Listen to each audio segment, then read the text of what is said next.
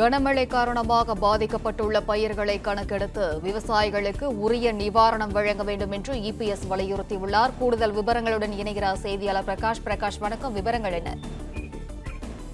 கடந்த ஒரு வாரமாக டெல்டா மாவட்டங்களான நாகப்பட்டினம், மயிலாடுதுறை, திருவாரூர், தஞ்சாவூர், கடலூர் மற்றும் நெல்லை, தூத்துக்குடி, தேனி, கன்னியாகுமரி உள்ளிட்ட பல மாவட்டங்களில் பயிரிடப்பட்டிருந்த நெற்பயிர்கள் பெருமளவு மழை நீரில் மூழ்கியுள்ளன.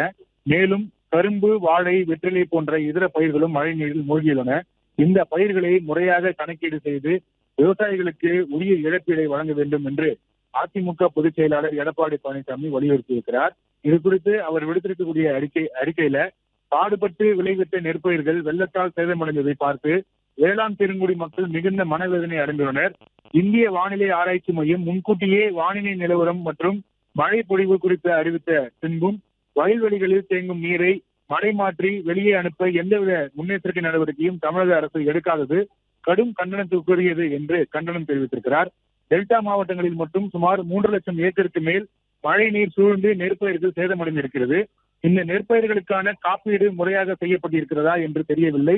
அதே போல தூத்துக்குடி மாவட்டத்தில் வெற்றிலைக்கு காப்பீடு செய்யப்பட்டுள்ளதா என்று தெரியவில்லை. காப்பீடு செய்யப்பட்டிருந்தால் விவசாயிகளுக்கு உரிய நஷ்டஈடை காப்பீட்டு நிறுவனங்களிடமிருந்து உடனடியாக பெற்றுத்தர அரசு நடவடிக்கை எடுக்க வேண்டும் என்று வலியுறுத்தியிருக்கிறார். தமிழகத்தில் பல மாவட்டங்களில் பயிரிடப்பட்டிருக்கக்கூடிய நெற்பயிர்கள் மழை நீரால் மூழ்கி பாதிப்படைந்திருக்கிறது. அரசு அதிகாரிகள் பாதிக்கப்பட்ட பகுதிகளுக்கு நேரில் சென்று ஏக்கர் ஒன்றுக்கு 25,000 ரூபாய் நிவாரணமாக வழங்க உரிய நடவடிக்கை எடுக்க வேண்டும் என்று தமிழ்நாடு அரசை எடப்பாடி பழனிசாமி வலியுறுத்தியிருக்கிறார்.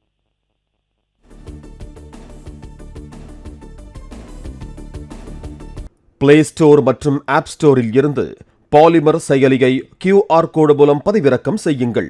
செய்திகளை உடனுக்குடன் பெறுங்கள்.